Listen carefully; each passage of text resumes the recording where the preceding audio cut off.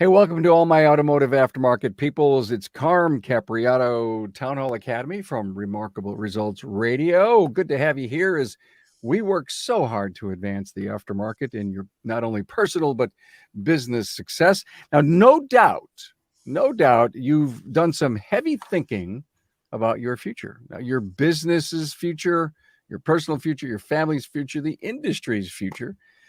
And the more we have these open dialogues about this, I think the better for us to make important decisions. So we'll be relevant in the not too distant future. Love for you to meet my panel today. Jennifer Mahar, Executive Director, TechForce, techforce.org. Hi, Jennifer. Hi, Carm. Good to have you here. Matt Fonzo's here, shop manager, lead diagnostician, Riverside Automotive, Red Wing, Minnesota. Hi, Matt. Hello, sir.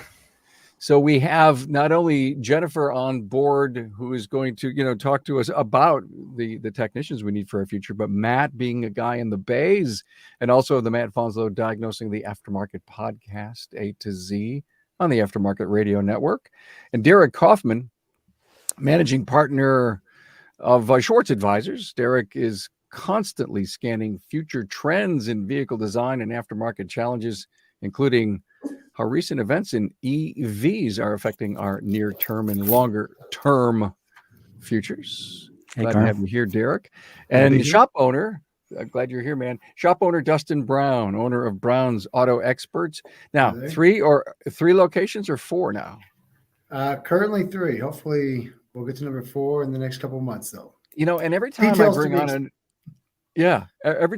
new shop owner, I have to stop and ask, is there a new shop in your future? And it's amazing how so many say, yeah, it's coming up. It's coming up.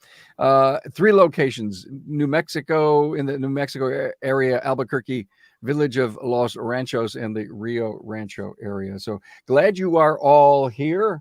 Let's stop for a moment, give high fives to our great sponsors. Deliver cars to clients faster so they get their wheels sooner, and you save valuable time at the front counter. With remote payments, you also get your money sooner without having to chase down your debts. It's just another reason to get shopware.com. Are you up to date on your training? Delphi Technologies is proud to offer over 30 courses run by ASE certified technicians for professionals.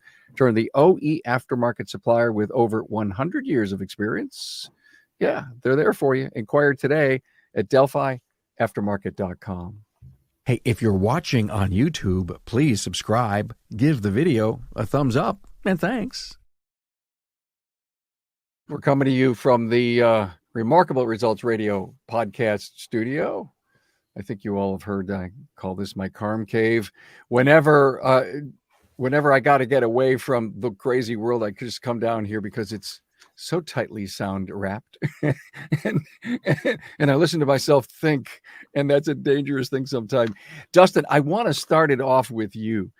From a shop owner's perspective, there are a whole bunch of things that we still need to do today in order to meet the call for the future.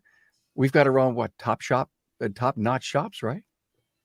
Yeah, absolutely. The consumer's expectation is becoming higher, right? They expect more out of us. They expect clean waiting rooms. They expect professionalism. They expect technicians that know what they're doing. They expect digital inspections and education. They expect when they bring the vehicles to us that we're going to get it done right. They're going to get it done right the first time. So it's just that's the basic stuff. That hasn't changed in years, though, right? I'd love to ask Matt a little later about the tools, because this guy, Matt, is into tools, and he's probably seen the future of tools since he does a lot of beta stuff. But let's take the big elephant in the room, Derek. Let's go to you next, and let's talk about, when we talk about the future, we think about ADAS, we think about EVs, we think about government mandates. Start us off with your special think. Well, my special zinc, that's good. Think, not zinc, think. I think I can't remember what I said. Yes, think. You said think. The way we see it kind of unfolding is a little bit different than maybe the headlines that would have you think that, we're going all battery electric vehicles by 2030. we're actually forecasting a VIO that kind of grows very slowly. We're looking at something over 7% by 2030, a little under 30% by 2040. And even in 2050, we think the VIO is kind of 50-50 ICE or internal combustion engines and BEVs. And you mentioned the technology, and certainly, it's increasing. But we see shops moving right at it, and we think that shops will adapt over time. Think about a 30-year-old technician today, and you add up that to 2040, they're still going to be in it thick and deep, which is why training is going to be one of the most critical things we do, right, Matt? Always. I mean, it should be now, should have been decades ago, and it will continue to be so, at least for the foreseeable future. Will we ever have a point in time, Matt, where training is just something we don't need because AI and computers and technology are going to just step in and do everything for us? Well, I think, so I had an angle with that, where technology is kind of a double-edged sword, right? In some cases, when you start adding complexity, it makes maybe on the user's side much more, much easier, opens up the number of individuals that can do it or use it. And then on the back end, that's where the complexity occurs. And I suppose we could go down a rabbit hole with artificial intelligence and machine learning with that and kind of challenge that. But I think it's probably best to avoid that. But the reality is there's already stuff coming out that's available that's maybe cost prohibitive for the vast majority of shops to possess, such as a tire change machine, not just one where you wheel up the wheel to it and it essentially changes the tire for you, but even robotic arms that are taking the tires off the car, taking it to the machine, it's changing the tire, maybe testing the TPMS sensor. If that needs to get replaced, it will call somebody over to do that. It'll put the tire back on, inflate it, balance it, reinstall it, properly torque it, all that. That's not unrealistic. It's already there. It's just most shops aren't going to have it. And then, I thought this might come up a little bit later, but I do feel fairly strongly that we're going to see diagnostic decisions taken out of human hands, that we're going to see the vast majority of diagnostic decisions made by a system, whether it's artificial intelligence or just a better process that's automated. We'll see what happens. They'll probably start out with one and end up the other. But that, I think that we'll see that. They tried it earlier, namely Volkswagen, BMW really took a shot at it. It had its issues, but it's just going to get better. And as Dustin brought up earlier, when you're expecting your techs to know stuff, that's going to drive it, because the manufacturers just cannot afford to have people having different service experiences at different dealerships. That's what's going to drive it. I got to ask this question to Matt, team. Matt, how do you find a short if the human isn't involved? Is it going to be that sophisticated? I think what you'll see is what I foresee, right, is that the technician will be more of an assistant, and they're going to have to do the stuff that requires dexterity. That's one of the big things protecting us from technology is dexterity. Same with plumbers and electricians for houses and stuff. That's dexterity is going to keep machines or robots out for at least a while. But like you said, the system will know that, this fuse blows, this circuit feeds this. It probably can't disconnect the connector. I don't know if it'll get so sophisticated that it'll be able to shut down branches of a circuit itself, through like a control module. So somebody's going to have to be there, and it will tell them through whatever means, a video, augmented reality, something of that nature, how to do it. Okay. It'll show you what connector. I want connector X100 disconnected. Technician will do it. And then it will look at the results and just start drilling down to where the issue is. And then it will say, this issue has to be from this point to this point. and then it will instruct the technician on how to properly repair that butt connectors or whatever. I just came up with this wild idea, team. He's describing a surgical nurse to me. Yeah. See, this is way different than I had planned, because I was thinking every shop is just going to have like some precogs out of Minority Report, where we have people laying in like a hot tub and a ball drops into our, Shopware or Napa track system, and we call the customer and like, hey, your ball joint's going to break on the 19th. You got to get here. Right.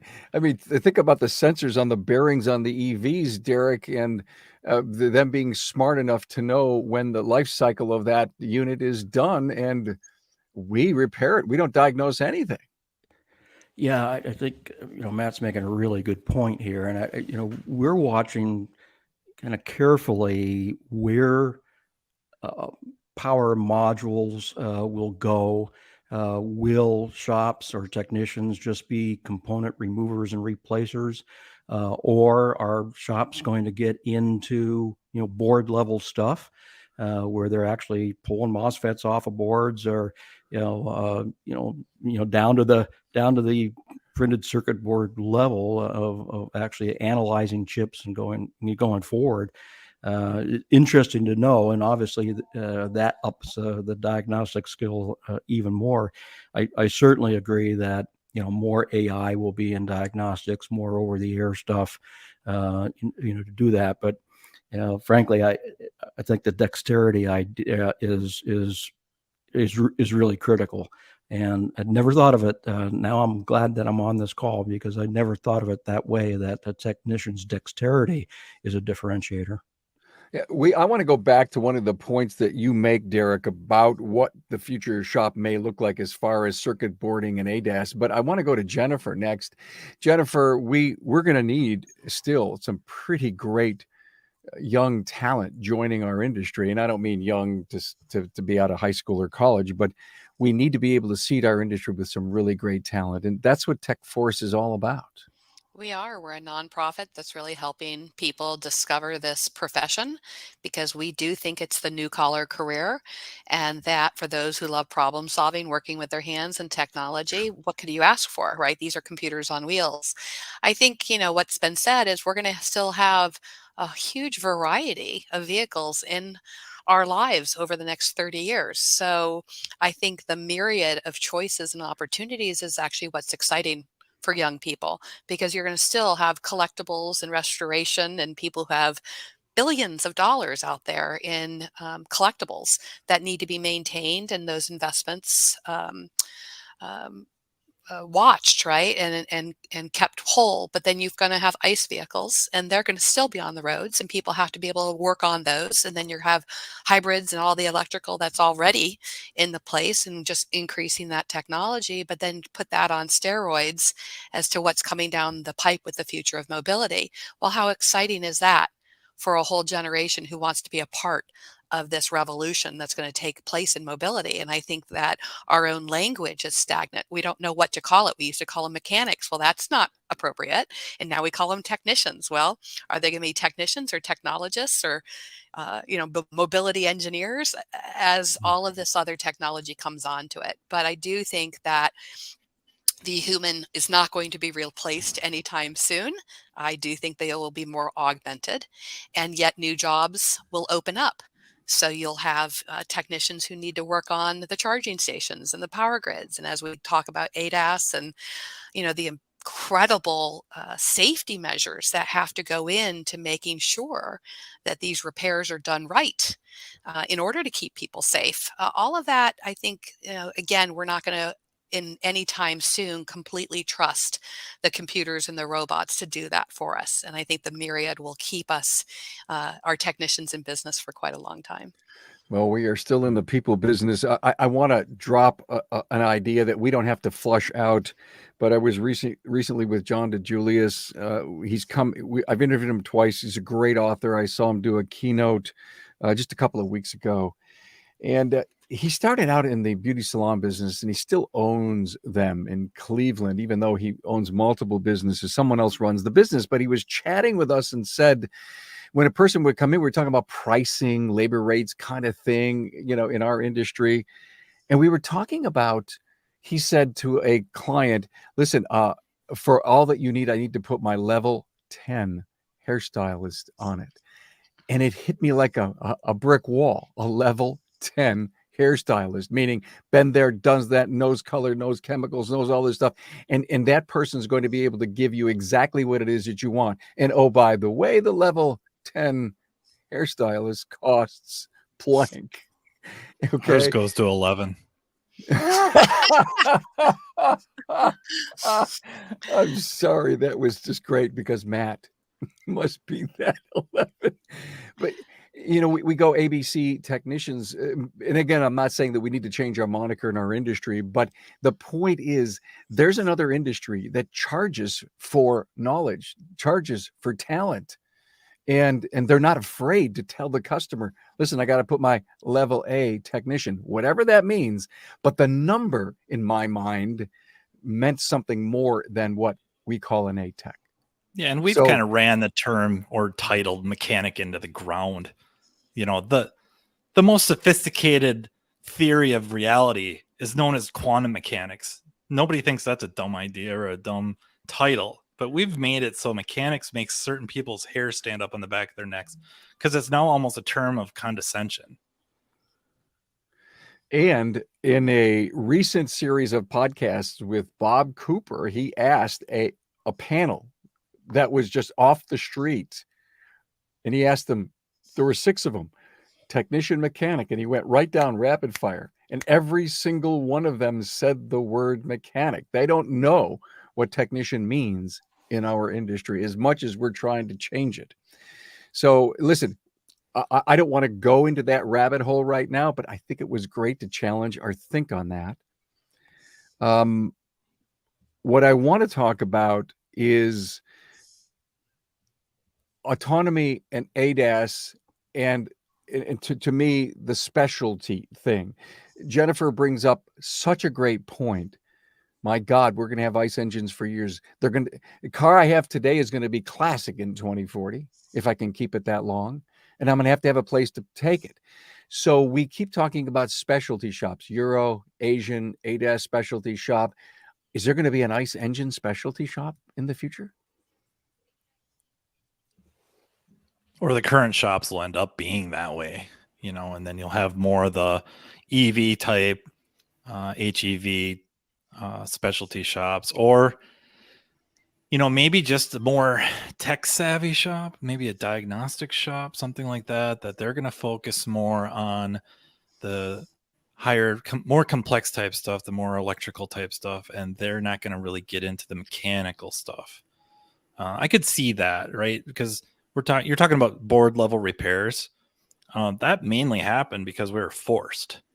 We have the issue of either not being able to get a new part, or the new part is price or cost prohibitive to use. So now that's what's kind of forced beyond curiosity to start opening these modules up and trying to service the board itself, whether it's making an actual repair to the board or using tools and equipment and software to rewrite things so that a used module will work on a different vehicle. Essentially, divorce it from the car it came with and remarry it to the new car. That all came because of necessity. We were forced to. But I agree with Derek. I think it's just going to continue because that door's been open now.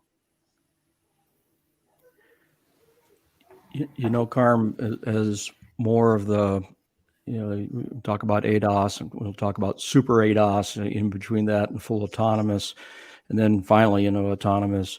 I just think that regulation and certification of transportation as a service vehicles that are making money based on their revenue generating miles, and therefore uptime is absolutely critical and proximity of service is absolutely critical.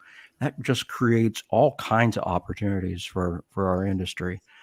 So I think that in this case, typically like the term regulation, I always wince when I hear it, but it's going to create service opportunities because, these cars will need to be constantly checked for proper, action of the sensors on them.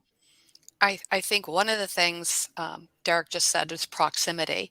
And I was at a recent conference on the future of mobility out in LA. And one of the things that somewhat blew my mind was the amount of private investment, wealth investing coming into automotive, and that it's a real estate game now for a lot of these investors. And so they were talking about trucking and how they're buying up real estate along the corridors, like an I-10 corridor, and that the autonomous trucks will then pull it into these centers to be service maintained and then continue on. And this idea that people are seeing these kind of, pit stops as real estate investments as much as it is about a service and a maintenance business was something that kind of did take my breath and go, what does that mean for automotive? And as electric vehicles rise, or even autonomous and different modes of mobility, what does that become when it becomes the proximity and, real estate for the dealerships becomes more expensive to have these huge lots and they don't need it because you're buying online and da da la la la.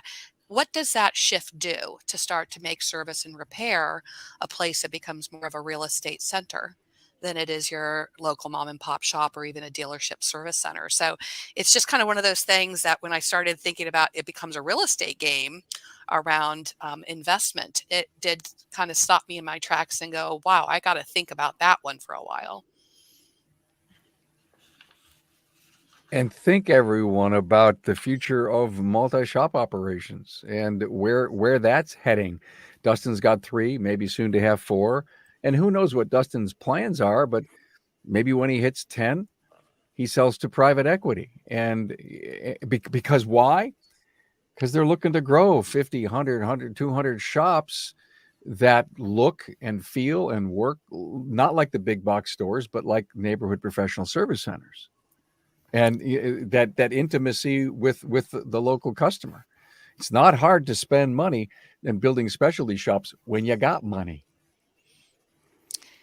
I do think when we talk about kind of what is the shop of the future going to look like, I think it was Dustin hit on it earlier. I do think the customers and everybody are going to expect the professionalism to keep up with the technology and that look and feel, right? So, culinary, we used to be, you're a chef in the military or, working at a soup kitchen or something or at a restaurant, and then suddenly culinary, and now you got TV shows and Top Chef and everything's stainless steel and gorgeous. It's kind of the same, which is people are not going to trust your shop if you look like you are not embracing technology and you're not kind of that more stainless steel, cutting edge, clean, well lit, ventilated, air conditioned.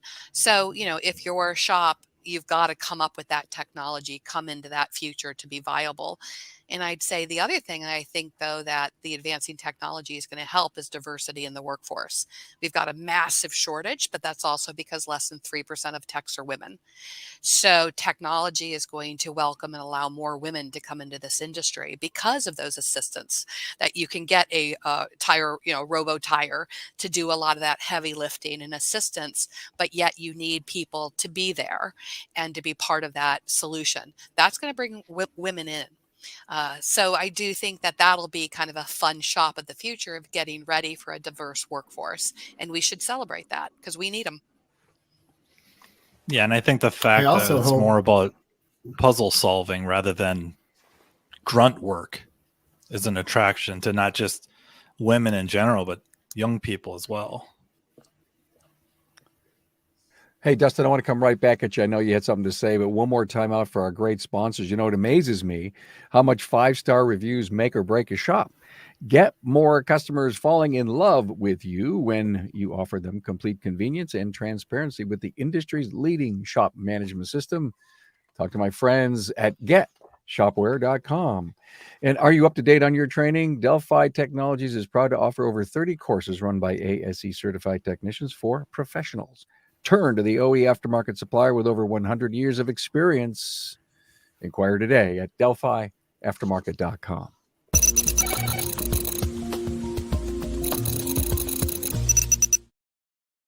I love where this has gone. I think you brought up some incredibly great numbers. Derek, a whole lot of opportunity in the future with there's not a whole lot we can do with them. I know that you've done the research, and there will be a lot of opportunities on these vehicles. Yes, I'm sorry, Karma, you cut out there a little bit. Are you talking about BEVs? Yes. Yeah. Yes. Yeah, absolutely. The industry is talking about the maintenance factor of BEVs as being 60 or 70% less than ICE vehicles. Well, what they're talking about there is the consumables, is the maintenance. But as we're watching, the failure rates of components and therefore their diagnostics and the replacement of motors or motor bearings or battery packs and these types of things, there's going to be real failure. These failed parts will need to be diagnosed and replaced just like ICE machines. So we think that 60 to 70% number that everybody's talking about is really more realistically 15 to 20% over the lifetime of a vehicle once you start replacing some of these really expensive parts. The other thing we're seeing is that the cooling systems on BEVs going forward are much more complicated than an ICE car.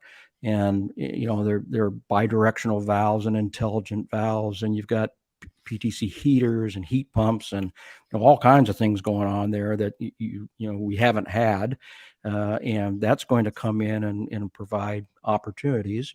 Plus, final statement, that BEVs are heavier. They're going to treat the undercar components harsher because of weight on bearings and things, but also on torque, the high torque, from the start of the vehicle. So, we see opportunities for the market with BEVs, and we know the shops will step up to it. Thank you, Dustin. Just before the break, you were going to say something. Yeah, I was kind of piggybacking on what Jennifer's talking about, and even a little bit with Derek when we're looking at the technicians and the shop of the future and what these technicians of the future look like. I think we have a great opportunity to improve the consumer's perception of what a technician is and what we do. And when you have these facilities that are becoming more advanced, more cleaner, we're attracting diverse people from many other backgrounds, for technology backgrounds, computer skill backgrounds. I just think people are going to start looking at technicians under a brighter light, not so much that grease monkey picture that they used to reflect us in TV shows and stuff as. So I'm pretty excited about the future of our industry as it shines a brighter light on us as an industry and what it truly takes to repair these vehicles and to stay on top of the technology and make everyone in our community safe with the work that we do. And I think one of the things when Dustin says about our image of the techs, it's so true that when I talk to all of these young techs, this generation wants to make the world a better place. And they often talk about the fact that they love helping people. And I'm like, what do you mean helping people? And they really do see that this problem solving is helping keep people's lives safe. It's keeping them on the road. It's keeping the world moving. And so this concept of just burying your technician back in the bays and never letting them be seen, I think that's going to have to shift, or at least that could be a differential for your shop.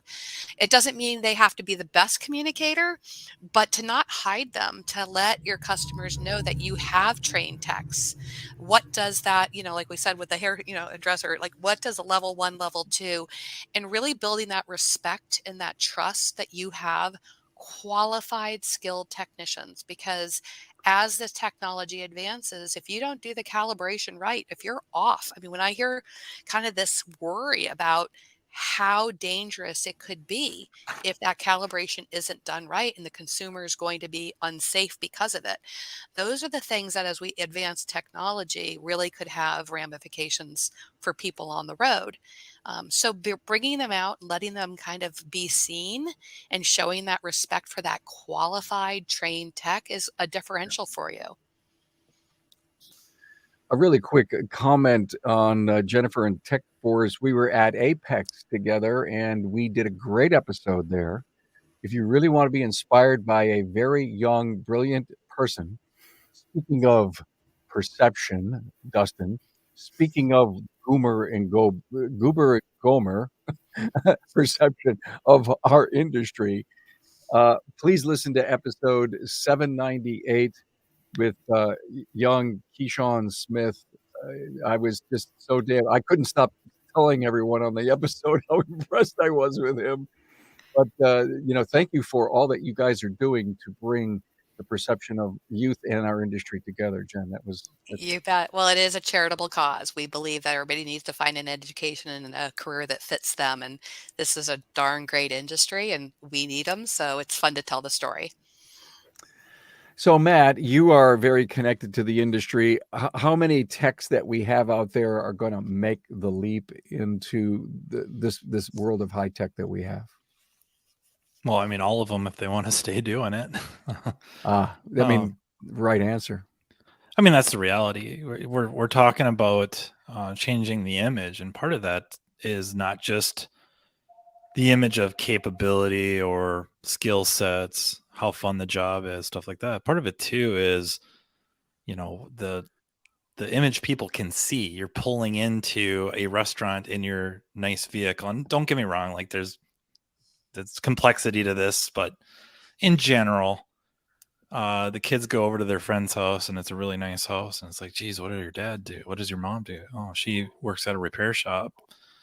That helps too.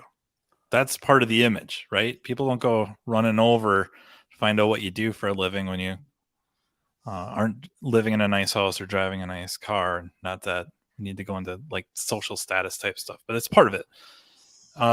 I think it's changing though. I think this is becoming more and more competitive with our other skilled trades, and eventually it's going to not only catch up, but succeed them. And it's going to be one of them choices where I have to figure this out. I have to learn about this so I can stay doing this, because I don't have my marketable skills aren't such that I can now jump from shop to shop anymore. I have to be able to take on this EV car. I have to bring in this ICE vehicle or internal combustion engine and chase down a check engine light, or even the other skills that get really overlooked, noise, vibration, harshness, stuff like that. That is that's becoming its own thing with the complexity of drivetrains. We need special equipment to help narrow down the root cause of it. Our butt sensors aren't good enough anymore. We need more complex, more sophisticated equipment. And I think that to stay in this profession, and I think it's going to be a good thing to want, it's going to be very reasonable for people to want to stay doing this for the long term. They're going to have to. There's no choice. This is what's coming in the door. You better know how to do it. Otherwise, the shop's going to find somebody that can. That What's takes that? an investment, and yet that takes an investment by industry. By Because I the think industry? too often, people get stuck in a bay and they don't get out to training, or a shop owner doesn't invest and they don't learn the technology. And then, I hear too many techs who leave the industry because they say they're stuck. They know they need to have better training, but they can't get the time off to do it, or they don't get the support. And, ultimately we're not paying. So don't you think, Matt, that there's a challenge in that of going, how the heck do we start to raise the profile of the investment, both from a compensation and a training standpoint? It'd be like any profession that demands it of its members. Right. It's just the way it is. That's what they would do. They think, I don't know if they think nothing of it, but it's common for them to invest not only in the training class itself, but the employee, in this case, we're speaking generically, to send them to it, to pay them to be there. And systems in place, like the systems in place in the shop kind of cultivate that type of a mentality of constant improvement. A lot of times we steal or suck out that passion. They come in young or not even young, just new to the profession, and they're eager. And we're really good at just sucking that right out of them because myriad of reasons, right? We know, anybody that listens to Carm's podcast, they know why. They've heard it. There's over 1,000 episodes that plainly explain why. And we can't keep it up because the new shop owners, and Dustin's probably one of them, that's not the way it is. And guess where everybody's going to go then? So it's kind of there's some good things happening with the way the profession is going that's forcing people's hands to kind of do the right thing. Well, I don't want to go up on my Yeah. soapbox, and I won't, but I want to, but I won't. I really, really, really want to, but I won't. I was talking to 2 shop owners in the last 2 or 3 days about getting their people to training, paying for them to, to go to an event, taking them to an event. And they said, they don't want to go. I'll take your spouse. We'll have a really good time. You don't have to go to the social events if you don't want. No, it's okay. And I got so crazy, so upset. Friends of mine, I didn't want them to see the dark side of me by screaming and yelling at them because maybe the culture inside the business isn't right. Or the word, I think you may have said it, Matt, demand of your people or require it as part of employment. Well, okay, so they don't do the 40 hours this year. Well, maybe they don't earn the same amount of money because they haven't invested their time. I'll pay for the training. I'll pay for your time, the whole thing. No one seems to want to go. So it goes back to the whole thing, Dustin, about the professionalism of our industry. Do we have to have technicians wearing ties underneath their lab coat in order to improve? I'm only kidding, but that's the professionalism that we need to have. So I know that's a rabbit hole. And so Yeah. don't go It's a too deep rabbit hole. on me here. We definitely have to require training because I'm in the same boat. Hey, I got this training. I'll pay for it. We'll pay you to go. It's electric vehicles and so there's a double-edged sword there. So try to keep the guys engaged, keep them involved, to keep them willing and wanting to do the training. It's so tough because especially when you do full electric vehicle, they go to this training and they might see 1 or 2 of those in the next 6 months, right? It's a challenge, but we require ongoing training with our techs and with our sales and office staff, and we try to get everybody engaged in it. Another thing we've had good success in is doing it in-house and stepping away from maybe something put on by a part vendor or a part house, and we just do it in-house. And that way people are talking about their own issues, their own struggles, and there's more hands-on there, and we're really focusing on their deficiencies as individuals and not kind of trying to blanket them in a class room environment where they're going to get fed a bunch of fried chicken and asked to stay awake all night after work, I thought it was just pizza. It's just not just pizza. I get fried chicken. That's great. I got to go. Hey, look. Yeah, and then they pass out. we're not talking about that here, but I'm sorry. I want to go back to our topic of what does the shop of the future look like. And Derek, that's part of it, right? Training is a big part of it. Yeah, it is. Absolutely it is. But I think there's some other stuff I really want to make sure we get up on the podcast. And that is, Derek mentioned, and I even think Matt dovetailed this whole thing of integrated circuit board repairers. Okay. And from your perspective, Dustin, do you see, that little white room in the back that you've got circuit boards out there and you're repairing them? No, this actually piggybacks on something Matt said about that stuff gets subletted out. We don't have the facilities. We're going to send it to somebody who's specialized in it and someone who's focused on it. Our guys need to learn so much about so many variable things as being a neighborhood repair shop that I can't expect.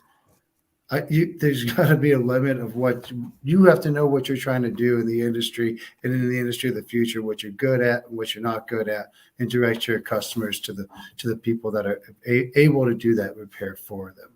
But we have pulled them out and sent them out, so we do see chip repairs happening, but we are not seeing them on an in-house level.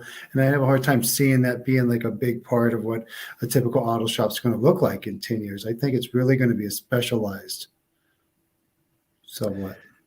Derek, let me throw this at you now about our generations and how that's literally going to potentially affect how we do things. Gen Zs, Gen Xers that are coming up. We have to pay attention to them and the habits that they're going to have in vehicle ownership and how they think about getting their car repaired.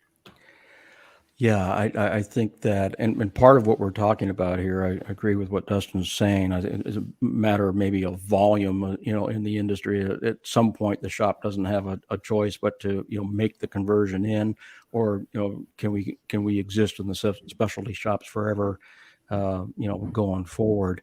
But if you think about, where this is all going.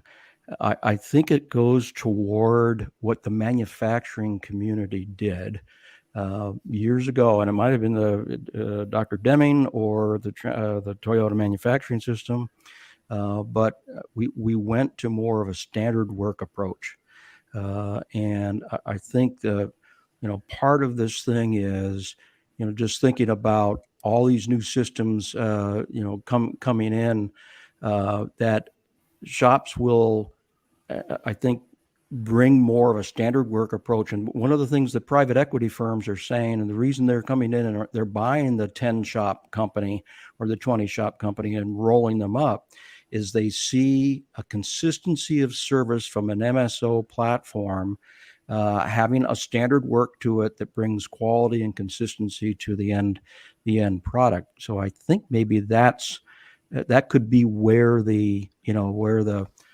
industry is going in the pretty near future, actually. Well, I don't know about you, but that seems to be such an incredible close to this discussion. And I don't want to close the discussion, but the MSO angle here, the shop of the future, is probably not going to be a single shop. I mean, in majority, like we have today. Yeah, I think that, especially as some of the more intricate systems come up and the regulation and certification go up along with it, that the consistency of service that's brought to you by a multi shop or store operation might win the day going forward. I don't think that in transportation as a service, the business models for task companies will be differentiated by the type of service they employ, because you need to keep the uptime of the car as high as possible.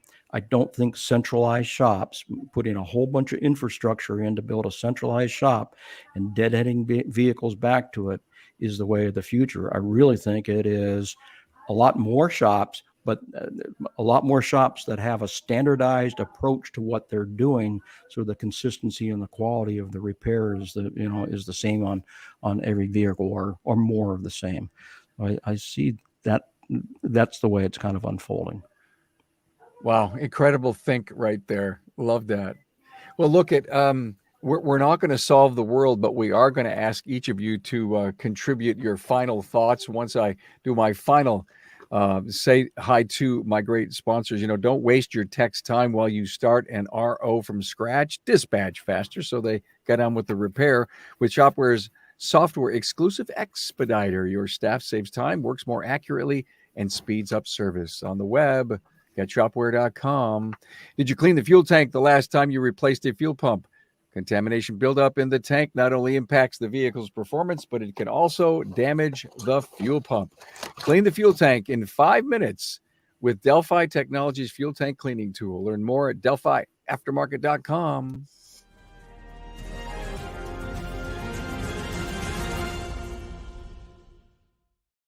Hey, FYI, everybody, this is the Delphi Fuel Tank Cleaning Tool.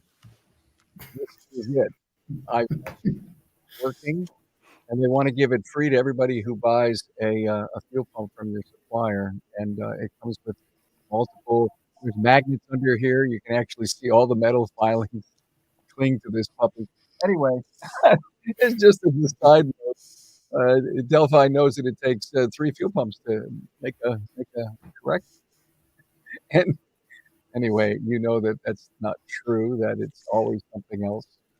Anyway, let's go around the room. I love this. Thank you very much. I don't think we solved the industry's problems or crises, but I think we brought a lot of great things in the decisions that we want to make in our future, and the commitments we make to our team, to our market, to our companies is really embroiled in an awful lot of this discussion.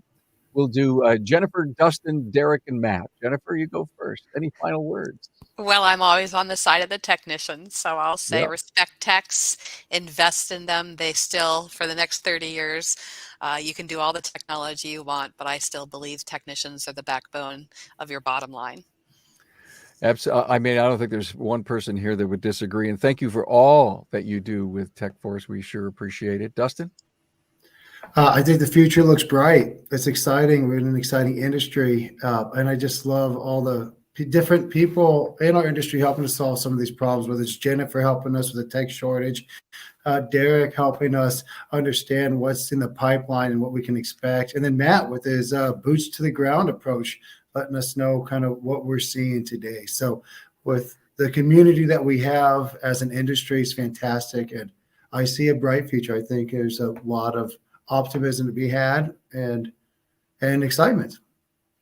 Hey, thanks so much for your outlook, Dustin. I appreciate you always coming on the show. Derek? Yeah, I just I'll echo those words. I love the industry. It's just one of the most innovative industries there is, because think about the amount of technology change that this industry has seen over the years, and it just keeps rolling. My final word would be this. I think as an industry, we need to take this thing back to the school systems and simply insist that our school systems kind of re-engage from a technology standpoint and a training standpoint, and frankly, see the great jobs that technicians in the auto industry can be, and not be afraid for the education system to go right at that avenue. Thanks for that, Derek. In the next 2 weeks, or at least in the last 2 weeks of December, I'm interviewing on Aftermarket Weekly an intern at a shop, and at the career days at the local community college, of which I'm an advisor of. We had a great interview with a female student who wants to be a technician.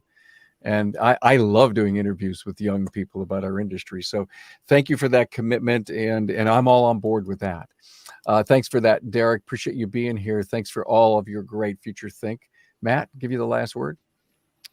Man, you like to roll the dice. I'm still kind of gushing over Derek mentioning Dr. W. Edwards Deming. I just love that. And then he stole my idea with the whole history thing. But that's kind of the point, is anybody that doesn't research or study history is doomed to repeat it. And historically, this profession has changed over the decades significantly, even from my stint in it, where we're kind of ending the carburetor world and starting the fuel injection world. I got in on the very, very tail end of carburetors. We didn't really study them in school anymore, because the idea was you're just not going to see them.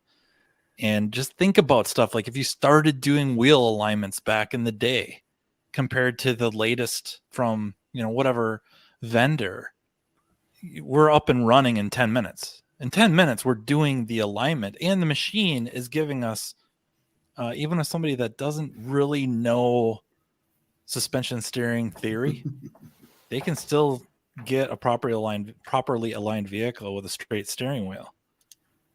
So I guess if I was going to have a single thought to try to round it, or tie it all up, would be make a conscious effort to be like water.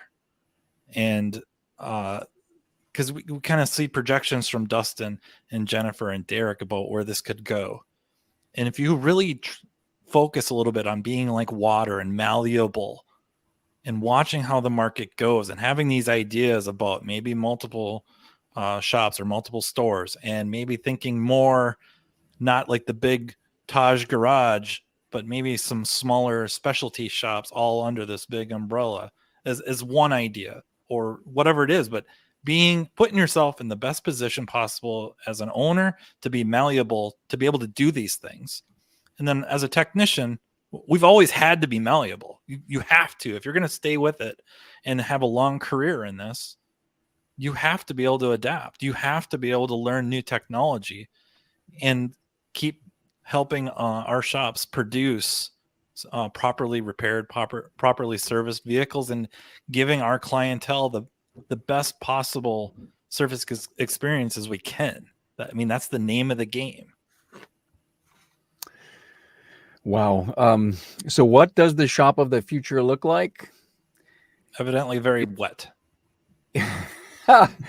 It looks like you got to be malleable. Malleable. Did I say that right, Matt? Malleable. Malleable. Right, malleable. There's the word. There's the word of the episode. Thank you so much, Jennifer Mahar, Executive Director, TechForce, techforce.org. Matt Bonslow, Riverside Automotive, Red Wing, Minnesota. Derek Kaufman, Managing Partner, Schwartz Advisors, and Dustin Brown, Brown's Auto Experts, 3 locations, New Mexico. Thank you so much for bringing your wisdom to this, in fact, great futuristic episode. Thanks. Thank you, Thanks Carm. for having us.